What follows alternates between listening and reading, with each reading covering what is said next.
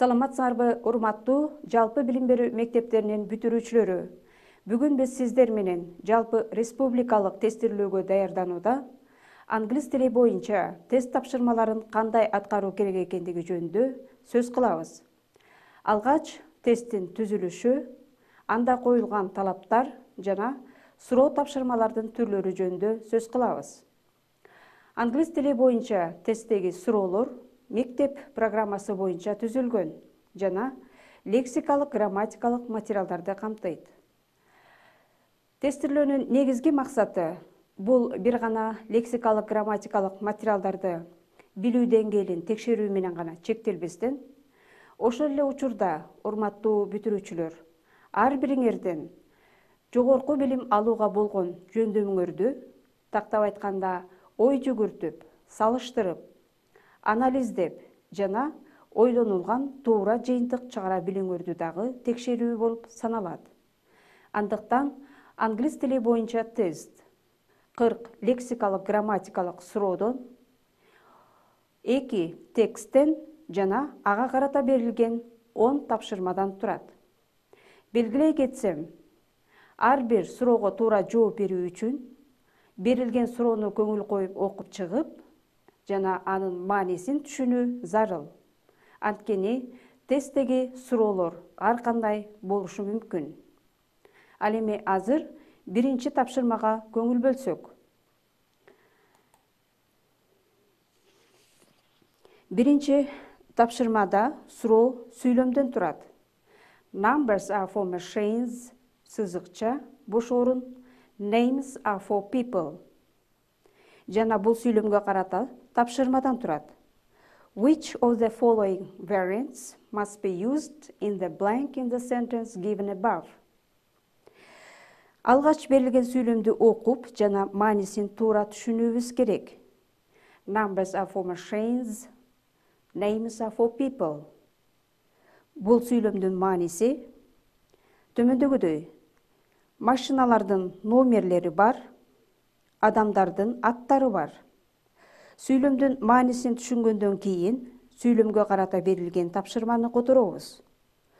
Which of the following variants must be used in the blank in the sentence given above? Төмөндөгү варианттардын кайсынысын жогоруда берилген сүйлөмдөгү бош орунга колдонуу керек? Ой жүгүртүп көрөлү. Сүйлөм бири-бирине карама-каршы коюлган эки бөлүктөн турат. Андыктан ушул карама-каршылыкты билдирген сөздү бизге берилген варианттардын ичинен табуу керек. Жооптун варианттарына кайрылабыз. A. That's why. Андыктан, ошондуктан. B. Because. Анткени, себеби. A жана B варианттары себеп-натыйжа байланышты көрсөтүшөт жана туура келбейт. D варианты that, эмне. Бул багындыргыч байламта жана багындыргыч байламта багыныңкы сүйлөмдү башкы сүйлөм менен байланыштырат. Андыктан бизге берилген сүйлөмгө ылайык келбейт. Туура жооп C варианты болуп эсептелинет. Себеби and байламтасы эки мааниге ээ. Биринчиси жана, ошондой эле карама-каршылыкты билдирген экинчи мааниси ал эми. Толук сүйлөм төмөндөгүдөй болот. Numbers are for machines and names are for people.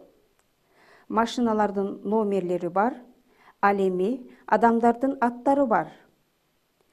Биз көңүл бөлө турган дагы бир нерсе бул суроолордун берилүү формасы. Алардын бир нече варианттары бар. Ал эми бирден бир көп кездеше турган вариантты биз жогоруда карап өткөн тапшырмада токтолдук. Дагы бир жолу бул суроону кайталасам.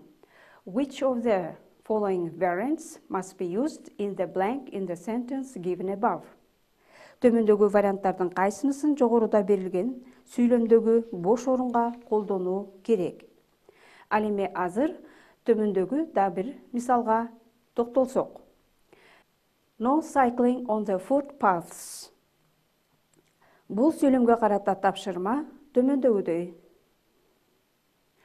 Where would you probably see the notice given above? Жогорудагы белгини сиз кайсы жерден көрүүңүз ыктымал?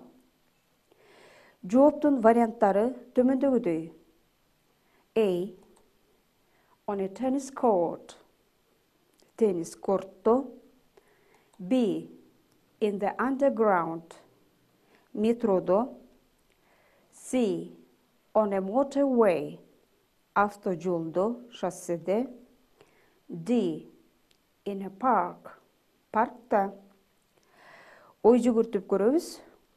Жогору жакта берилген белги төмөндөгүдөй которулат.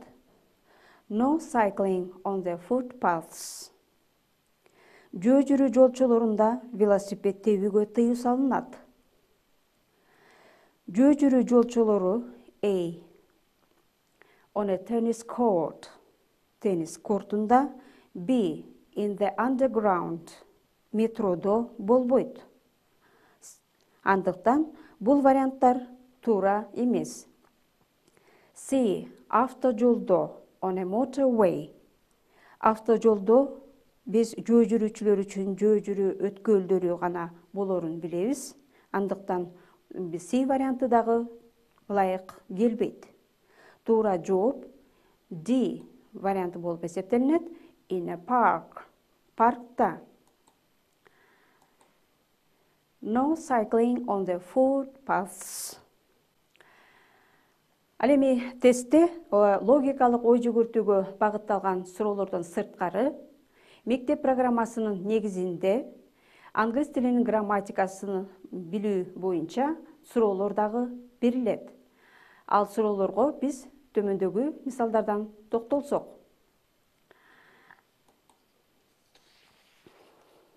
Which of the underlined parts of the sentence given below must be changed to make it correct? Төмөндө берилген сүйлөмдөгү асты сызылган сүйлөм мүчөлөрүнүн кайсынысы катасын оңдоо үчүн өзгөртүлүшү керек? Which of the underlined parts of the sentence given below must be changed to make it correct? Сүйлөмдү окуйбуз. When going out on special occasions, my elder sister likes dress up. Менин улуу эжем атайын уюштурулган салтанаттуу кечелерге сары кеч кийим кийип барганды жакшы көрөт. Бизге берилген варианттарды анализдеп көрсөк, A варианты.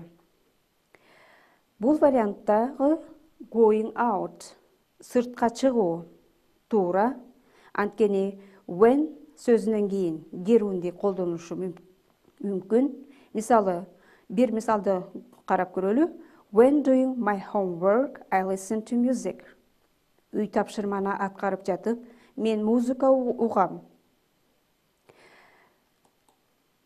Кийинки вариант, B вариантын карап көрсөк, special occasions, атайын уюштурулган салтанаттар, кечелер. Бул кадыресе сөз айкашы, тактап айтканда, сынаттооч жана зататооштун көптүк санында турат. Андан кийинки вариантты карап көрсөк, D варианты up. Dress этиши менен айкашып, башкача айтканда to dress up, сары кеч кийинүү, этиш сөз. Бул варианттагы туура вариант болуп эсептелинет.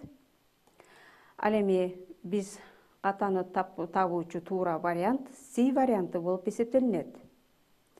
Башкача айтканда бул вариантта берилген сөздү биз катасын таап алмаштырышыбыз керек. Себеби бизде англис тилинде белгилүү болгондой, белгилүү бир гана этиштер бар. Кайсыл этиштер? Мисалы, like жакшы көрүү, want каалоо, decide чечим кабыл алуу жана башка ушул сыяктуу этиштерден кийин infinitive, башкача айтканда этиштин баштапкы аныкталбаган формасын колдонуу керек. Ал эми инфинитивдин көрсөткүчү бул to бөлүкчөсү. Ал эми бизге берилген сүйлөмдө to бөлүкчөсү жок, андыктан сүйлөм туура болуш үчүн бул катаны оңдоо керек. To. Ал эми азыр толук сүйлөмдү окусак. When going out on special occasions, my elder sister likes to dress up. Ал эми биз жогоруда тестте кездеше турган бир нече суроолорду карап өттүк. Ал эми дагы биз көңүл бөлө турган дагы бир нерсе, бул суроолордун дагы бир түрү Рим цифрасы менен түзүлгөн суроолор. Бул суроолорго жооп берүүдө грамматикадагы билимди талап кылуу менен бирге, ошондой эле тилдеги фактыларды салыштырып, анализдей билүүнү дагы талап кылат.